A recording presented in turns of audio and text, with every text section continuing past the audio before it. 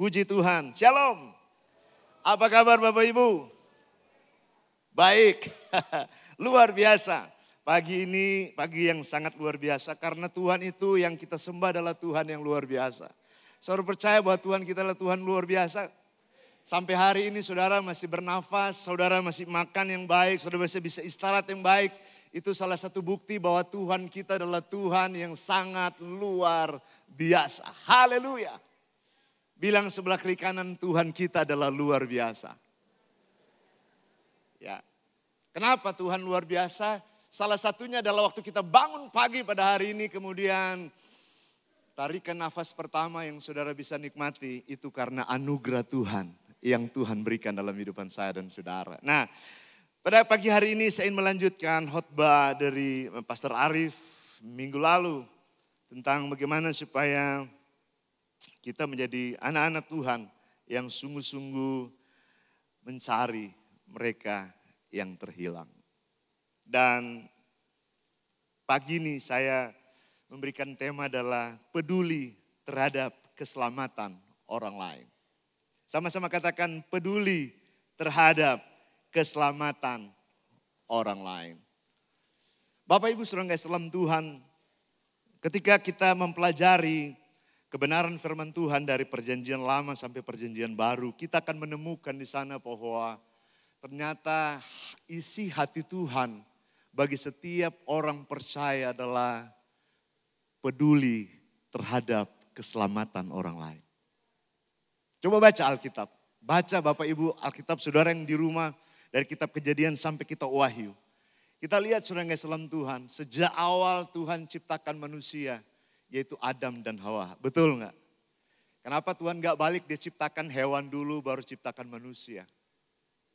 Maksudnya kenapa Tuhan enggak ciptakan terlebih dahulu manusia dulu baru semua yang lain? Ternyata Tuhan sediakan semua yang lain baru Tuhan taruh manusia itu di dalamnya. Dan manusia itu adalah luar biasa. Kenapa? Karena dia diciptakan Tuhan serupa dan segambar dengan Tuhan. Amin saudara. Saya dan saudara diciptakan oleh Tuhan serupa dan segambar dengan Tuhan. Ini yang membuat kita melebihi dari semua ciptaan yang lain. Nah, mari kita lihat bahwa ternyata selama 3,5 tahun Yesus ada dalam dunia ini, fokusnya adalah jiwa-jiwa. Sama-sama katakan jiwa-jiwa. Jiwa-jiwa yang mana? Jiwa-jiwa yang berdosa. Dan selama 3,5 tahun Yesus menjangkau jiwa-jiwa yang jauh dari Tuhan. Mulai dari kalangan bawah sampai kalangan atas. Mulai orang-orang yang tidak sehat, Tuhan datang supaya mereka jadi sehat. Mulai orang-orang yang terikat dengan kuasa roh jahat, dia datang berjumpa dengan mereka, kemudian membebaskan mereka. Supaya mereka kembali kepada apa yang dijanjikan Tuhan dalam kehidupan mereka. Ketika dia berjumpa dengan orang yang berdosa, dia lakukan sesuatu buat mereka. Bahkan sampai orang itu menjadi penyambung atau menjadi kepanjangan tangan Tuhan. Dan ternyata waktu Yesus mulai memuridkan murid-muridnya, Yesus mengimpartasikan, Yesus memberikan teladan buat mereka. Supaya selama mereka hidup di dalam dunia, mereka tidak boleh kehilangan apa yang menjadi isi hatinya Tuhan. Dan ternyata isi hatinya Tuhan sekali lagi adalah jiwa-jiwa. Dan kalau ini menjadi isi hati Tuhan bagi dunia ini, seharusnya inilah yang menjadi isi hati Tuhan bagi gereja Tuhan. Inilah menjadi isi hati Tuhan bagi seluruh jemaat Tuhan. Dan ketika setiap orang percaya punya hati yang sama seperti hatinya Tuhan. Sekali lagi doa kita bukan cuma sekedar didengar oleh Tuhan. Tapi doa kita akan dijawab oleh Tuhan. Kenapa? Karena seturut dengan isi hatinya Tuhan. Nah mari kita lihat saudara yang kasih dalam Tuhan. Firman Tuhan tentang kekuatan dalam sebuah kepedulian. Mari kita lihat Kisah Para Rasul pasal yang ke-16, ayatnya yang ke-27 sampai ayatnya yang ke-30. Kisah Para Rasul pasal yang ke-16, ayatnya yang ke-27 sampai ayatnya yang ke-30. Yang sudah dapat katakan amin. Kisah Para Rasul 16 ayat 27 saya baca buat kita semua sampai ayatnya yang ke-28. Kisah 16 firman Tuhan bunyinya ayat 27. Ketika kepala penjara itu terjaga dari tidurnya dan melihat pintu-pintu penjara terbuka, kepala penjara itu menghunus pedangnya, hendak membunuh diri. Karena ia menyangka bahwa orang-orang hukuman itu telah melarikan diri. Tetapi Paulus berseru dengan suara nyaring. Katanya, jangan celakakan dirimu, sebab kami semua masih ada di sini. Ayat 29. Kepala penjara itu menyuruh membawa suluk lalu berlari masuk. Dan dengan gemetar tersungkurlah ia di depan Paulus dan Silas. Ia mengantar mereka keluar sambil berkata, Tuan, Tuan, apakah yang harus aku perbuat supaya aku selamat? Berangkat dari sini saya menemukan ternyata bahwa Paulus dan Silas, mereka punya hati yang sama seperti hati Tuhan Yesus. Mereka punya hati di mana peduli terhadap orang lain. Dan kita lihat siapa sebetulnya Paulus dan Silas ini. Paulus adalah seorang Yahudi dari suku Benyamin.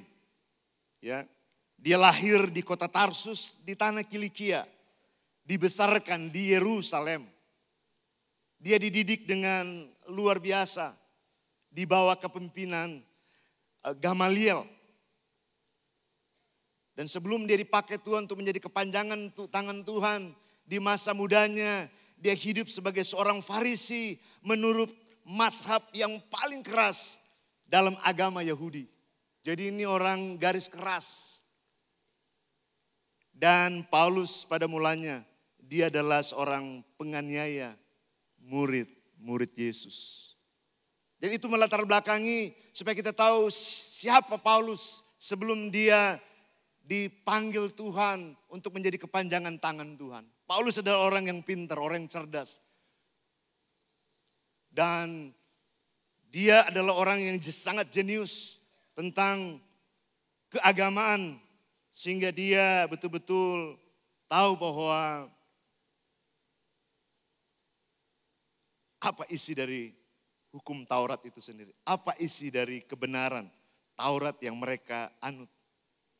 Sehingga ketika mereka menemukan orang-orang yang tidak sepaham dengan apa yang mereka yakini. Mereka mulai mengintimidasi. Bahkan Paulus jadi pemimpin untuk menganiaya orang-orang percaya pada zaman itu. Tetapi di satu waktu Paulus didatangin Tuhan. Waktu dia berjumpa dengan Tuhan, Tuhan merubah hidupnya. Tuhan merubah cara dia berpikir. Tuhan merubah hatinya. Tuhan merubah semua rencana-rencana jahat dalam pikirannya. Sehingga ketika dia berjumpa dengan Tuhan, tahu Tuhan berurusan langsung dengan Paulus. Namanya sebelum jadi Paulus adalah Saulus. Dan Alkitab mencatat. Dia mendengar suara berkata, Saulus, Saulus, mengapa engkau menganiaya umatku? Dan lihat saudara kasih dalam Tuhan bahwa kembali lagi Tuhan peduli dengan orang-orang yang perlu diselamatkan. Kemudian kita lihat siapa Silas sebagai rekan kerja daripada Rasul Paulus. Silas adalah pemimpin gereja mula-mula. Dia adalah orang Yahudi yang merupakan warga negara Romawi. Ya, Silas dipilih untuk membantu mengkomunikasikan semua keputusan konsili di Antioquia bersama dengan Rasul Paulus karena Silas adalah orang misionari. Ya, dia adalah penginjil keliling untuk memberitakan tentang kabar sukacita, kabar keselamatan kepada orang-orang yang membutuhkan keselamatan. Dalam perjalanan ini Paulus dan Silas sedang menuju ke Yunani. Di Filipi, Paulus dan Silas ditangkap. Jadi waktu mereka sampai di kota Filipi, mereka ditangkap. Kemudian bukan cuma sekedar ditangkap, dipukuli. Bahasa Alkitabnya diderah. Ya, tapi bahasa Indonesia itu dia lebih enak didengar. Mereka dipukuli. Dipukuli bukan karena mereka curi milik orang lain. Dipukuli bukan karena mereka melakukan dosa yang lain. Tapi mereka dipukuli karena ada seorang wanita yang mereka jumpai. Di mana wanita ini hidup dalam kekuatan tenungnya yang sangat luar biasa. Artinya wanita yang hidup di dalam kuasa gaib ini, kuasa kegelapan ini berhasil mempengaruhi kota yang ada di kota Filipi. Dan beberapa kali wanita itu menyertai perjalanan Paulus dan Silas. Bukan karena dia mau dengar firman Tuhan. Tapi dia menghalangi berita yang dia atau mereka akan sampaikan. Sampai pada satu titik Paulus nggak tahan. Kemudian Paulus mulai meresponi wanita itu. Alkitab mencatat Paulus hardik. Roh kekuatan yang menguasai wanita ini yang sudah mempengaruhi kota Filipi.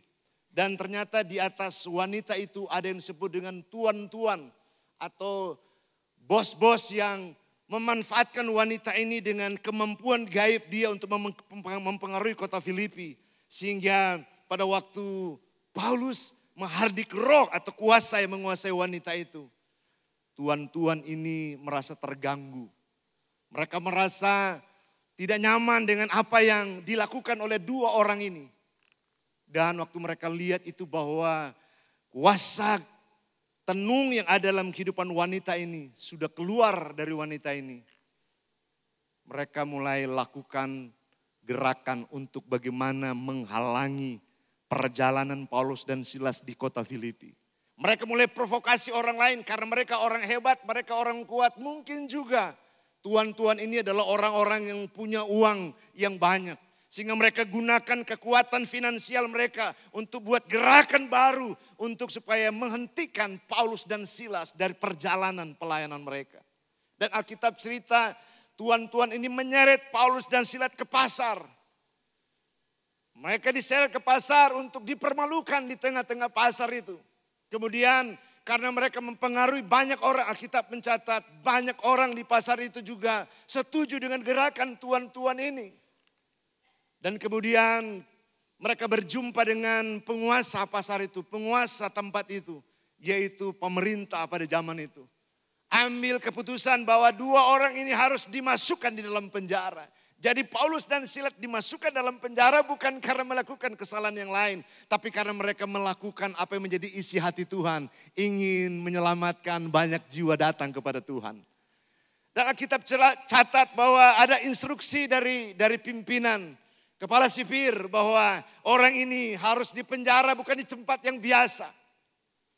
Dia harus dipenjara di mana kaki dan tangannya harus dipasung. Lihat saudara kasih dalam Tuhan, di balik spirit, di balik kuasa roh jahat itu, pakai tuan-tuan itu untuk apa? Untuk hentikan pergerakan mereka. Hentikan untuk menjangkau jiwa bagi kota-kota pada zaman itu. Dan Alkitab cerita Paulus dan Silas masuk penjara, dijaga dengan ketat, dijaga dengan luar biasa. Tetapi lihat saudara kasih dalam Tuhan, selagi orang itu punya hati buat jiwa-jiwa, sorga akan respon. Selagi orang itu punya hati untuk jiwa-jiwa, sorga akan berespon. Dan pada waktu malam hari mereka mulai bukan lakukan hal yang lain. Mereka tidak mengeluh, Mereka tidak mempersalahkan Tuhan. Sialan, kok Tuhan gak bela saya di tengah-tengah perjalanan saya. Kok kenapa saya harus masuk dalam penjara? Paulus tidak ditemukan dan Silas tidak ditemukan. Ada ucapan-ucapan yang menggerutu di tengah-tengah penjangkauan atau pelayanan mereka sedang kerjakan. Tidak ditemukan. Tetapi Alkitab katakan di tengah-tengah malam. Pada waktu mereka sedang ada di tengah-tengah penjara itu. Ada dua hal yang mereka kerjakan. Alkitab katakan mereka berdoa kepada Tuhan. Wah, ini keren saudara yang kasih dalam Tuhan. Saya menemukan bahwa ternyata doa itu bukan cuma sekedar kebutuhan kita atau keinginan kita yang kita dapatkan dari Tuhan. Tetapi doa adalah merupakan sebuah bagian daripada gaya hidup mereka. Ketika mereka punya pergumulan, mereka harus lapor sama yang mengutus mereka dalam pelayanan mereka. Kemudian Alkitab cerita, mereka mulai berdoa. Mereka mulai berdoa di hadapan Tuhan, berdoa dan berdoa dan berdoa. Kemudian setelah mereka berdoa, Alkitab cerita, mereka mulai memuji, memuji dan memuji. Pertanyaan saya, saudara yang kasih dalam Tuhan, kalau saudara punya persoalan seperti yang mereka hadapi, apa yang saudara lakukan? Kebanyakan orang akan cari jalan. Tolong dong cari orang yang bisa keluarkan dari sini. Tolong dong cari lawyer untuk bebaskan saya dari penjara ini. Tolong dong cari ahli hukum untuk bebaskan saya dari penjara ini. Mungkin kalau kita seperti itu, kita bisa berpikir seperti itu.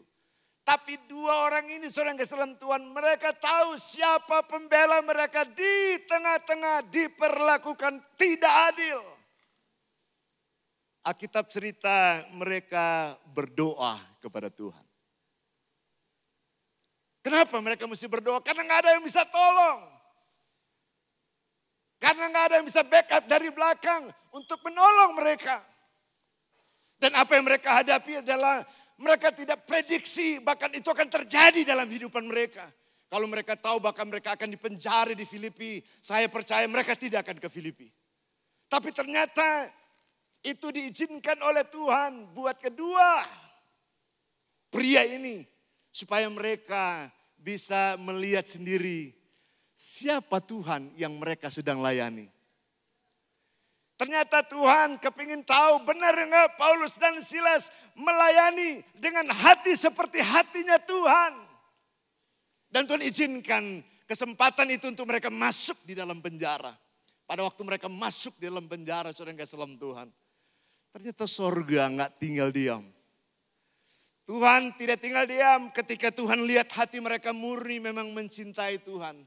Karena tidak ada satu kata pun yang keluar dari mulut mereka untuk menyalahkan Tuhan. Terkadang kita sebagai anak Tuhan, orang percaya, pada waktu kita mengiring Tuhan tiba-tiba ada masalah datang. Tiba-tiba ada persoalan datang. Dan terkadang persoalan itu kita tidak undang tiba-tiba dia ada di depan mata kita. Bahkan persoalan itu bahkan membuat kita pusing 7 keliling. Dan kalau kita tidak mengerti situasi itu, kemungkinan besar kita bisa salahkan Tuhan.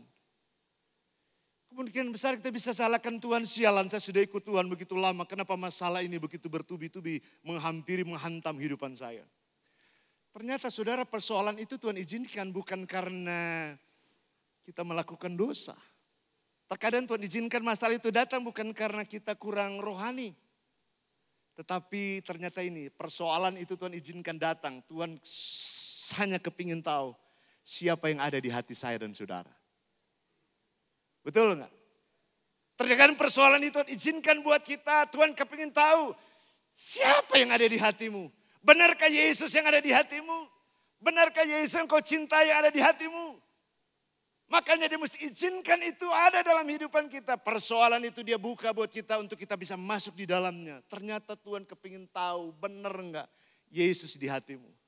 Dan terbukti ternyata waktu mereka masuk di dalam penjara. Respon dua pria ini sangat positif. Mereka datang di hadapan Tuhan. Bayangkan terpasung seorang yang dalam Tuhan itu enggak enak. Kaki mereka dipasung, tangan mereka dipasung. Dan iblis tahu bahwa kalau kaki mereka dipasung, tangan mereka dipasung, mereka tidak akan melakukan lagi pelayanan lebih lanjut. Iblis tahu bagaimana caranya supaya orang dua ini mesti dihentikan. Iblis pakai pemimpin untuk hentikan gerakan itu. Dipasung kaki mereka supaya mereka tidak pergi mencari jiwa, tidak menjangkau orang yang diselamatkan. Tetapi sorga nggak tahan. Waktu dua pria ini mulai lapor sama Tuhan. Tiba-tiba di malam hari Tuhan buat kebangunan rohani dengan cara Tuhan. Tuhan buat kebangunan rohani. Alkitab cerita pada waktu mereka selesai berdoa dan memuji Tuhan. Tiba-tiba palang-palang penjara goyang, saudara. Pertanyaan saya, siapa yang goyangin penjara itu? Siapa yang gerakan dan goncangkan patok-patok penjara itu atau tiang-tiang penjara itu? Kalau bukan Tuhan. Yang disembah oleh Paulus dan Silas. Waktu mereka setelah selesai berdoa, Alkitab cerita penjara itu didatangin Tuhan. Berarti Tuhan peduli setiap orang yang punya hati untuk menjangkau jiwa-jiwa datang kepada Tuhan. Haleluya. Dan waktu ada persoalan datang, selagi masalahmu atau selagi hatimu di mana di dalamnya ada hati untuk peduli dengan keselamatan orang lain, maka sorga juga akan peduli dengan perjalanan kehidupan saya dan saudara sebagai orang yang dipilih oleh Tuhan untuk menjadi kepanjangan tangan Tuhan. Katakan amin. Dan ini terbukti sejarah Alkitab mencatat, saudara yang kasih dalam Tuhan.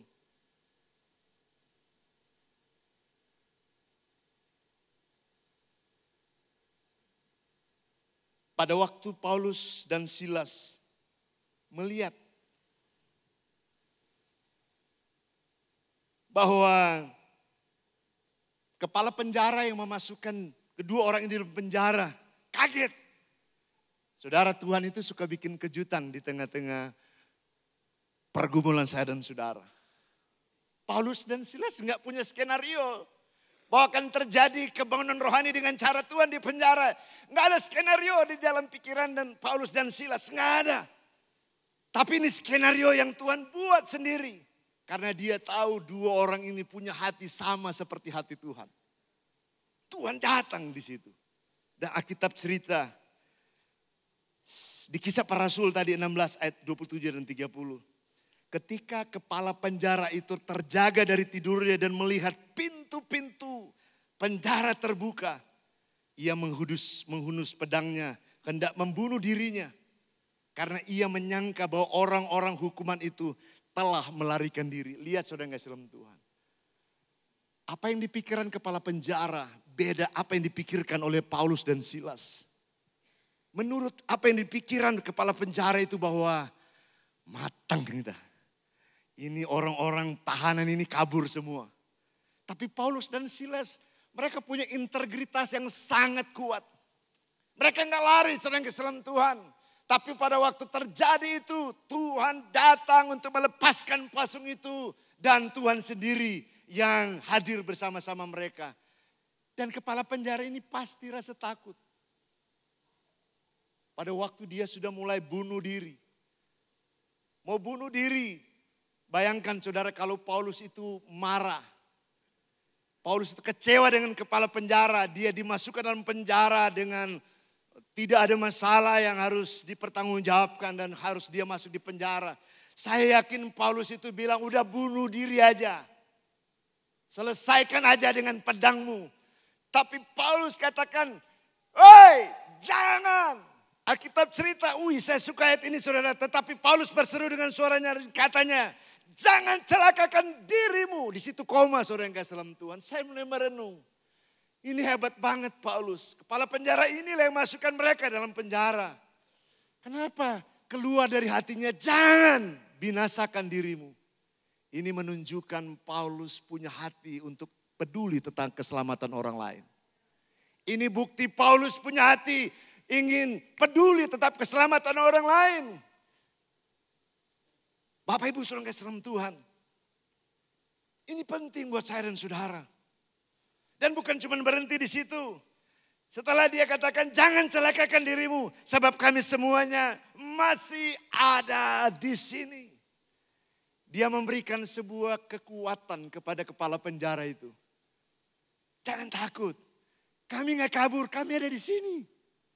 Ini menunjukkan bahwa integritas hidup mereka terbukti. Mereka bukan pria-pria yang beda. Ya. Terbukti mereka adalah pria-pria yang berbeda, maksud saya dengan pria-pria yang lain. Kalau dua pria ini tidak punya nilai atau value tentang kebenaran firman Tuhan kuat. Sejak pintu itu terbuka mereka udah kabur duluan. Saya mulai tanya, kenapa mereka gak kabur? Karena mereka tahu bahwa mereka tidak bersalah secara hukum. Mereka tahu bahwa mereka tidak bersalah secara hukum. Maka mereka perlu pertanggungjawabkan itu di dalam penjara. Bapak Ibu saudara kasih dalam Tuhan. Kalau saudara memiliki kebenaran ini dalam kehidupan saya dan saudara. Saudara harus pertanggungjawabkan kebenaran yang Tuhan berikan dalam kehidupan saudara. Mereka mempertanggungjawabkan, dia katakan kami ada di sini. Berarti ada sesuatu yang sedang mereka mau kerjakan di dalamnya. Kemudian Alkitab katakan kepala penjara itu menyuruh membawa suluh lalu berlari masuk dan dengan gemetar tersungkur di hadapan Paulus dan Silas. Kaget kepala penjara ini, kenapa? Kok orang ini gak kabur? Kenapa mereka gak keluar dari penjara? Itulah yang membuat hati mereka gemetar dan ketakutan. Hati kepala penjara ini takut. Dan dia tersungkur di bawah kaki mereka dan berkata, apa yang dikatakan? Panjat penyembah membawa suluh lalu berdiri dengan gemetar, tersungkur di depan Paulus dan Silas. Ia mengantar mereka keluar sambil berkata, Tuhan, Tuhan, apakah yang harus kau perbuat? Supaya aku selamat. Lihat saudara gak selamat Tuhan. Nggak ada di skenario Paulus ketemu sama kepala penjara ini. Dan kepala penjara ini terima keselamatan datangnya dari Tuhan. Ternyata orang-orang yang punya hati untuk peduli terhadap orang lain. Adalah orang-orang yang sedang mengerjakan kehendak dan rencana Allah di muka bumi ini. Dan ini hati Tuhan. Mau menggugah hati kita semua sebagai gereja Tuhan. Mari kita punya hati yang sama seperti hatinya Tuhan. Mau peduli dengan orang-orang yang mungkin mereka mau bunuh diri karena mereka tidak tahu pengharapan yang Tuhan berikan kepada mereka. Mereka mungkin mau akhiri hidupan mereka. Karena apa? Karena mereka tidak tahu tujuan kehidupan mereka di hari-hari ini. Saudara, ini hati Tuhan buat kita hari-hari ini bagi gereja Tuhan.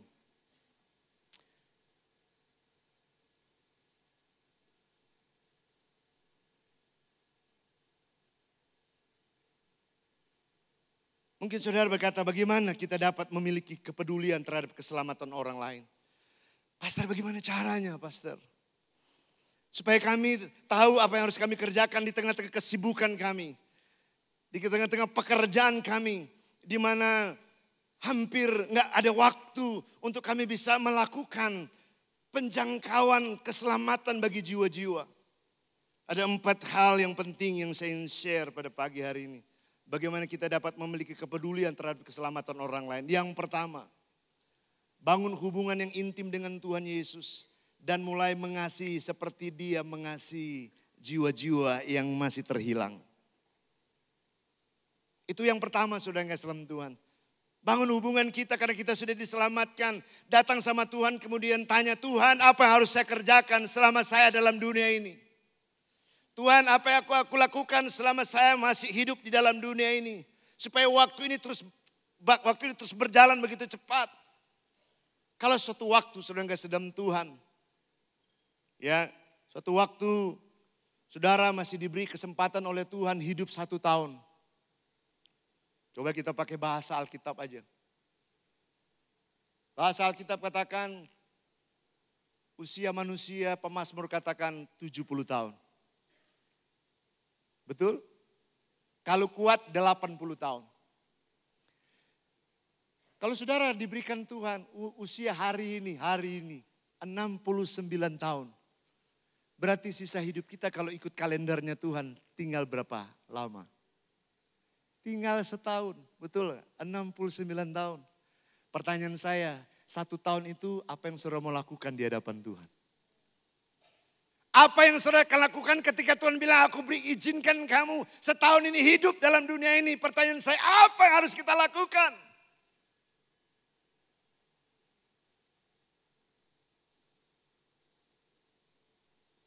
Dengarkan ini. Akhiri perjalanan kehidupan saya dan saudara selagi masih hidup dalam dunia ini. Untuk peduli terhadap orang lain yang belum diselamatkan. Peduli dengan orang lain yang belum diselamatkan. Jangan hanya peduli untuk diri kita sendiri sampai akhir hidup kita. Kalau Tuhan tanya nanti suatu waktu, selama engkau ada dalam dunia ini, apa yang kau kerjakan dalam dunia ini?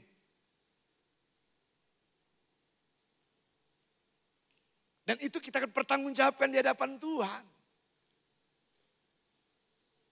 Makanya kalau saudara diberikan Tuhan sisa waktu hanya 1 tahun, apa yang saudara harus kerjakan?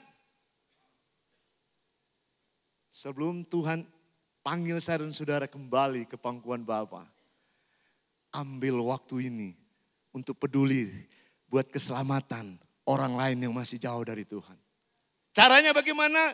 Datang kepada Tuhan, berdoa, Tuhan kirimkan saya jiwa-jiwa, pertemukan saya jiwa-jiwa. Entah di perusahaan di mana saudara bekerja, entah tempat di mana kantor sedang berusaha. Dengarkan ini, masuk di sana dan berdoa, Tuhan bukakan, temukan saya pada orang-orang yang butuh keselamatan yang datangnya dari Tuhan. Jangan-jangan itu tahun terakhir untuk engkau menyelamatkan jiwa itu. Dan Alkitab katakan ketika 1 jiwa yang saudara doakan dan dia diselamatkan, sorga akan bersorak-sorai. Dan Tuhan catat dalam catatan kehidupan bahwa engkau sudah membawa jiwa bagi Tuhan. Dan itulah yang akan Anda pertanggungjawabkan di hadapan Tuhan nanti ketika engkau dipanggil oleh Tuhan. Kalau saudara katakan, Pastor saya sudah 71 tahun, puji Tuhan. Berarti Anda diberikan Tuhan kesempatan untuk hidup lebih panjang lagi. Kalau Tuhan berikan kita kesempatan lebih panjang lagi, jangan sia-siakan waktu itu. Alkitab katakan berdoa di hadapan Tuhan.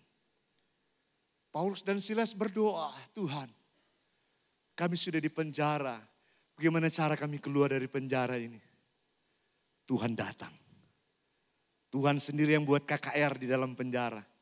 Dia yang buka pintu-pintu penjara itu. Artinya bahwa Tuhan akan datang dengan caranya. Waktu saudara mulai berdoa. Oleh sebab itu Bapak Ibu Saudara dalam Tuhan, gerakan doa ini sudah mulai di gereja kita. Mulai di live group kita. Dan saya berdoa buat semua yang hadir di ruangan ini, mari kita bersama-sama buat gerakan berdoa bersama di live group saudara, di rumah-rumah saudara. Supaya apa? Supaya gerakan doa itu menjangkau oikos-oikos ini semakin masif dan semakin kuat di tengah-tengah kota kita melalui gereja saya dan saudara. Katakan amin. Karena hanya melalui doa dan gerakan kita melihat bagaimana kuasa sorga hadir di tengah-tengah doa kita.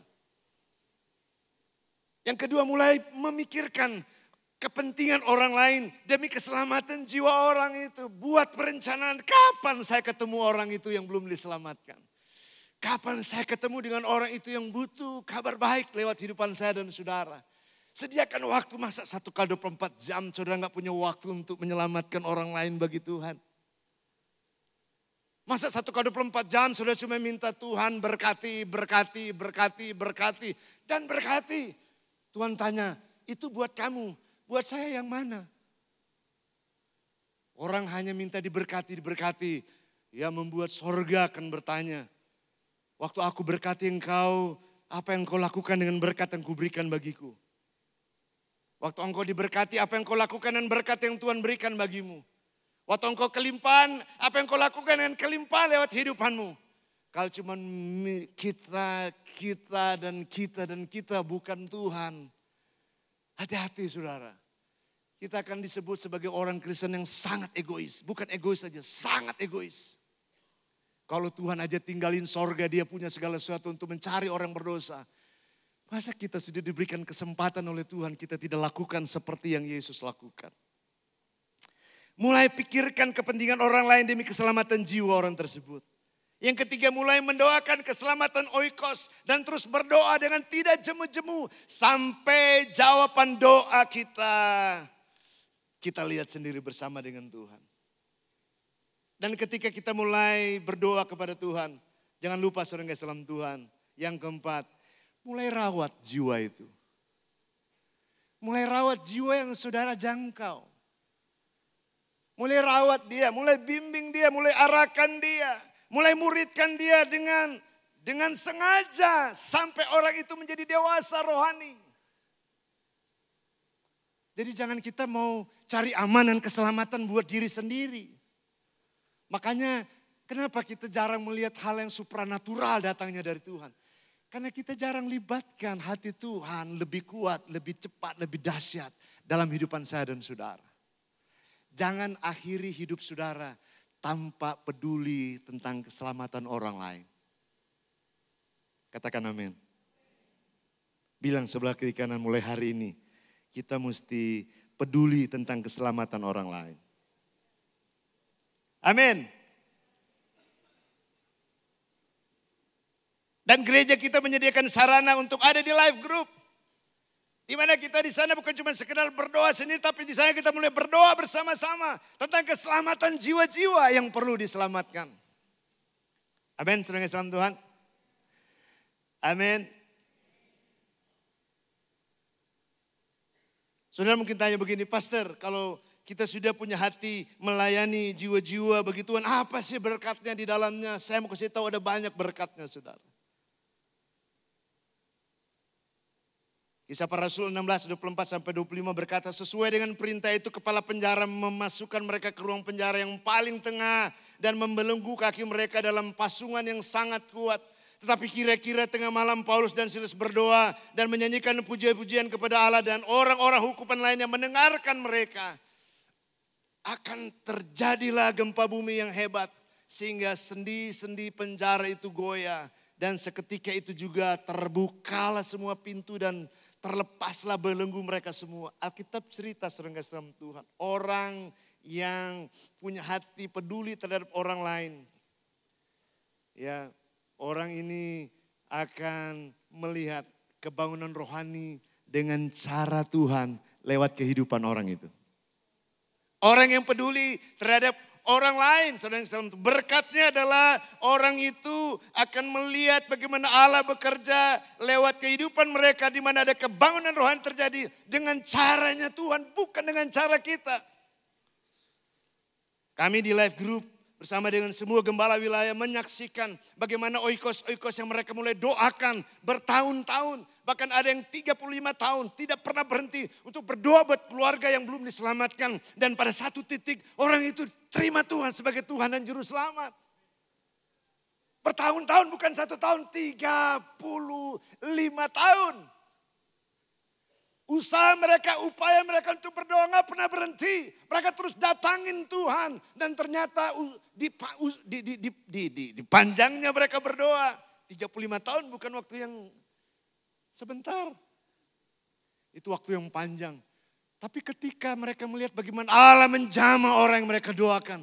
Kemudian orang yang mereka doakan itu berkata, saya mau dibaptis, saya mau terima Yesus sebagai Tuhan dan Juru Selamat. Saya mau melayani Tuhan. Bapak Ibu, bukankah itu merupakan hal yang luar biasa? Jangan habisi perjalanan waktu ini untuk tidak peduli terhadap jiwa-jiwa untuk diselamatkan. Ambil kesempatan, at least kita berdoa kepada Tuhan supaya orang itu bisa datang kepada Tuhan. Bahkan ada yang lain lagi, oikos-oikos mereka yang sedang mereka doakan, tiba-tiba mereka terkapar di rumah sakit. Tiba-tiba datang komunitas live group datang untuk menjenguk dan melihat mereka. Kemudian mulai berdoa buat kesembuhan orang itu. Mungkin dokter sudah vonis orang ini akan akhiri waktunya dengan cepat. Karena menurut dokter nggak bisa lagi orang ini sembuh. Tapi ketika Tuhan lihat jiwa di hati orang itu supaya orang itu diselamatkan. Tuhan datang untuk berjumpa dengan orang yang sakit itu dan orang itu disembuhkan. Alkitab bahkan kami menyaksikan bahwa orang itu bukan cuma sekedar terima Yesus sebagai Tuhan dan Juru Selamat. Orang itu menerima Yesus dan dibaptis di gereja saya dan saudara. Haleluya. Karena ada orang-orang berdoa. Karena ada orang-orang peduli dengan orang-orang yang masih jauh dari Tuhan. Tempatnya di mana? Di live group Bapak Ibu. Makanya jangan tinggalkan live group. Datang di live group. Berdoa bersama-sama dengan orang-orang di live group. Bergerak bersama-sama. Tindakan kepedulian.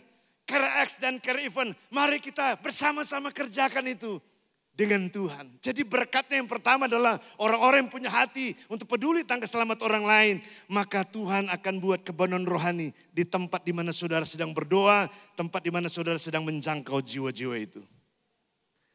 Saudara, yang kedua orang yang punya hati untuk menjangkau jiwa bagi Tuhan. Alkitab katakan, Kisah Para Rasul 16:27 tadi ayat 30. Bahwa mereka mengalami bagaimana Tuhan membela mereka. Di mana Tuhan sendiri yang datang buka pasung mereka. Bayangkan saudara, Tuhan itu sangat peduli terhadap orang yang punya hati supaya orang lain diselamatkan. Dan dia nggak mau Silas dan Paulus itu berhenti di sana. Dia datang, Alkitab katakan dia datang. Dia datang di bawah kaki Tuhan. Dia datang kepada mereka di dalam dengan caranya yang ajaib. Dia datang di sana saudara. Dia datang di sana untuk meneguhkan apa yang menjadi doa mereka tidak akan pernah sia-sia. Palang, pintu dan belenggu-belenggu yang membelenggu mereka. Tuhan sendiri yang bukakan itu. Dengarkan saudara, ini roh yang sedang bekerja di akhir zaman. Di mana iblis sedang mengikat kaki dan tangan orang percaya. Supaya tidak peduli terhadap orang lain. Pagi ini Tuhan ingatkan buat kita putuskan rantai itu. Putuskan rantai itu yang membelenggu kita untuk tidak melangkah, menjangkau. Untuk berdoa, untuk melayani jiwa-jiwa yang masih jauh dari Tuhan. Alkitab katakan izinkan Tuhan putuskan itu dan kemudian kita keluar dari rantai itu. Kemudian mulai melangkah untuk peduli terhadap orang lain. Ada juga beberapa di antara kita yang bersaksi, pastor, ketika saya ketemu dengan mereka. Kemudian cerita-cerita, ngobrol-ngobrol, sharing-sharing tentang kebenaran firman Allah. Ternyata mereka dijamu oleh Tuhan tentang kesaksian kami. Dan pastor, sekarang mereka sudah mulai datang di gereja. Bukankah ini kuasa Tuhan bekerja lewat aktivitas action yang sedang kita lakukan hari-hari ini? Kalau bukan Tuhan yang jamah dan gerakkan hati mereka, enggak mungkin mereka datang ke Tuhan. Bapak Ibu saudara dalam Tuhan. Yang ketiga, orang-orang yang punya hati untuk peduli terhadap keselamatan orang lain. Engkau tidak akan menuai sendiri jiwa-jiwa. Tapi engkau akan menuai bersama dengan Tuhan. Katakan amin. Kita akan menuai bersama dengan Tuhan. Bukan cuma sekedar kepala penjara ini diselamatkan. Tetapi Alkitab katakan Kisah Para Rasul 16 ayat 31 dan 32. Jawab mereka, percayalah kepada Tuhan Yesus Kristus. Dan engkau akan selamat. Engkau dan seisi rumahmu. Lalu mereka mulai memberitakan firman Tuhan kepadanya. Dan kepada semua orang yang ada di dalam rumahnya. Pada jam itu juga kepala penjara itu membawa mereka dan membasuh bilur mereka atau luka-luka mereka. Ketika itu juga ia dan keluarganya memberi diri mereka dibaptis. Lalu ia membawa mereka ke rumahnya dan menghidangkan makanan kepada mereka. Dan ia sangat gembira bahwa ia dan seisi rumahnya telah menjadi percaya kepada Tuhan. Haleluya. Ternyata seorang kasih dalam Tuhan, orang yang punya hati untuk jiwa-jiwa. Tuhan akan bawa kita menuai bersama dengan Tuhan. Apakah ini terpikir di hati Paulus dan Silas untuk menangkan kepala penjara dan seisi rumahnya? Bapak Ibu, itu skenarionya Tuhan. Karena memang di hati Paulus dan Silas adalah jiwa-jiwa untuk diselamatkan. Tuhan menjamah kepala penjara itu. Tuhan menjamah setelah kepala penjara itu diselamatkan. Itu keselamatan mengalir dalam rumah itu karena kepala penjara terima Yesus sebagai Tuhan dan terima Yesus sebagai Tuhan dan Juru Selamat. Dan Alkitab cerita semua keluarga percaya dan itu merupakan sukacita yang baru mereka temukan bersama dengan keluarga mereka. Bahwa ternyata waktu mereka percaya kepada Tuhan ada sukacita yang besar. Bapak Ibu saudara dalam Tuhan. Apa sih sukacita terbesar buat saudara? Kalau bagi Tuhan sukacita terbesar ketika Anda bawa jiwa datang kepada Tuhan. Kalau sukacita manusia beda. Ketika usahamu diberkati, ada sukacita yang besar. Itu saudara baru sukacita yang ada di daging saudara. Itu baru sukacita yang ada di dalam daging manusia. Belum sukacita yang Tuhan Yesus harapan. Kita penting, kita punya segala sesuatu, tapi jangan berhenti di situ untuk hanya kita yang menikmati itu. Tapi izinkan sorga menikmati sukacita yang Tuhan berikan buat kita ini. Di mana ada banyak jiwa-jiwa diselamatkan lewat kehidupan saya dan saudara. Pertanyaan saya akhiri khotbah saya pada pagi hari ini. Siapa yang saudara sedang peduli hari-hari ini untuk diselamatkan? Coba kita renungkan, selama saudara hidup dalam dunia ini, mungkin sudah 70 tahun lebih, sudah ada jiwakah yang saudara bawa kepada Tuhan? Ini menjadi perenungan saya dan saudara. Dari keberhasilan saudara, semua harta yang Tuhan berikan buat saudara, apakah dari harta itu sudah ada orang yang diselamatkan datang kepada Tuhan lewat berkat yang Tuhan sediakan buat saudara dan saya? Ini menjadi perenungan buat saya dan saudara. Dengan usia yang Tuhan berikan buat saya dan saudara, mungkin sebentar lagi Tuhan mau panggil saya dan saudara, sudahkah kita bawa jiwa kepada Tuhan? Ini pertanyaan serius buat saya dan saudara. Amin. Oleh sebab itu pada pagi hari ini, jangan keluar dari gereja ini sebelum saudara minta sama Tuhan, sebelum saya keluar dari gereja ini, berikan saya hati lebih kuat, lebih besar lagi untuk sisa hidup saya ini. Saya mau akhiri, mau bawa jiwa-jiwa bagi Tuhan. Amin. Supaya pada waktu kita mati, pada waktu kita meninggalkan dunia ini, sorga sudah dipenuhi dengan jiwa-jiwa lewat kehidupan saya dan saudara. Sorga sudah merasakan selama engkau dalam dunia ini, air matamu, doamu di hadapan Tuhan membuat sorga dipenuhi dengan jiwa-jiwa. Haleluya. Bapak Ibu saudara kasih dalam Tuhan, mari kita tundukkan kepala sebentar.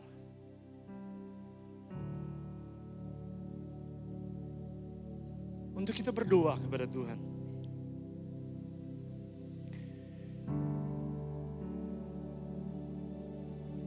Pagi ini kami datang bersama jemaat-Mu Tuhan. Engkau tahu siapa yang ada di hati kami pagi ini.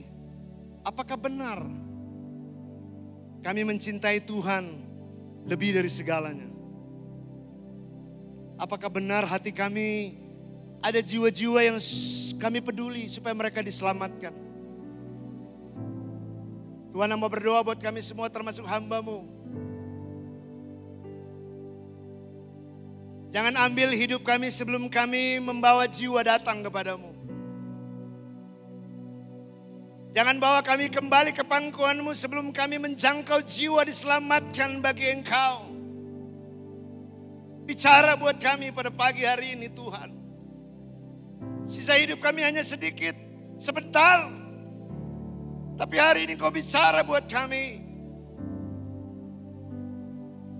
Karuniai kami Tuhan kesempatan kedua untuk kami boleh kerjakan bersama dengan Tuhan di sisa hidup ini untuk menjangkau orang lain yang masih banyak di luar sana butuh keselamatan dari-Mu.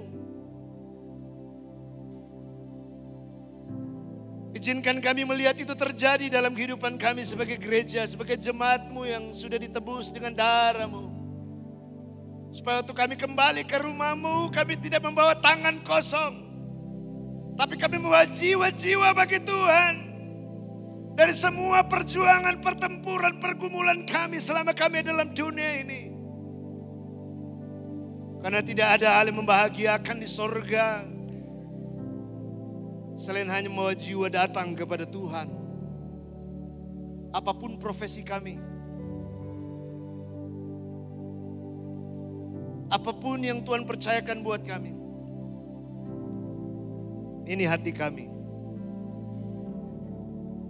Kami mau menjangkau jiwa bagi Tuhan. Kami mau peduli. Karuniai di hati kami Tuhan orang-orang yang perlu kami jangkau. Bukakan di mata rohani kami, di depan mata kami. Siapa yang harus kami selamatkan sebelum kami akhiri hidup ini kembali kepada Tuhan.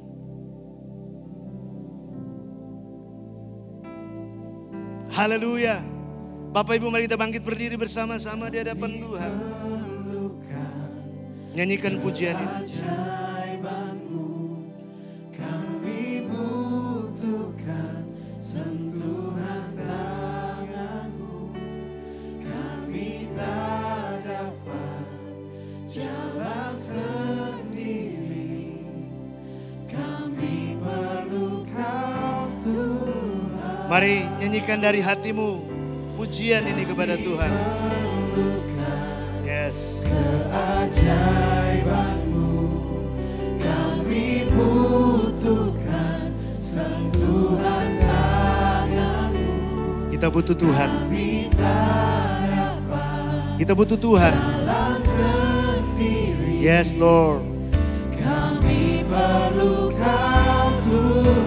Haleluya, haleluya, haleluya semua. Kami perlu Mari Bapak Ibu, angkatlah tanganmu di hadapan Tuhan untuk mulai berdoa buat jiwa-jiwa yang saudara akan layani, yang saudara akan doakan, yang saudara akan nanti muridkan. Mulai berdoa, minta Tuhan, katakan Tuhan, berikan aku kesempatan kedua untuk merebut saudara-saudara yang masih jauh dari Tuhan. Kami perlukan, amin. Bapak, kami butuh keajaiban-Mu dilepaskan pagi hari ini. Kami butuh keajaiban-Mu Tuhan. Sentuh tangan kami, kaki kami, bebaskan kami dari semua rantai-rantai. Kaki kami yang mengikat dilepaskan oleh Tuhan. Supaya kami melangkah menjangkau jiwa. Kami perlu Kau.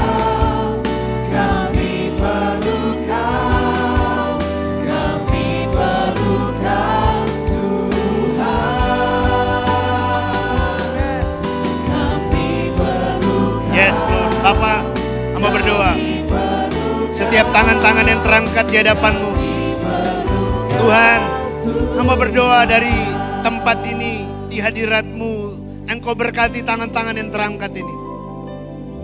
Karuniai mereka orang-orang yang Tuhan izinkan untuk berjumpa dengan mereka.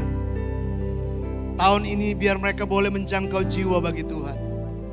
Mereka mulai lakukan kepedulian terhadap jiwa-jiwa. Tahun ini mereka ingin menuai jiwa-jiwa itu. Tuhan berkati, sertai dan lindungi mereka. Dalam nama Yesus, kami berdoa, serta kami mengucap syukur. Semua yang percaya kepada Yesus, mari sama-sama katakan, amin, amin.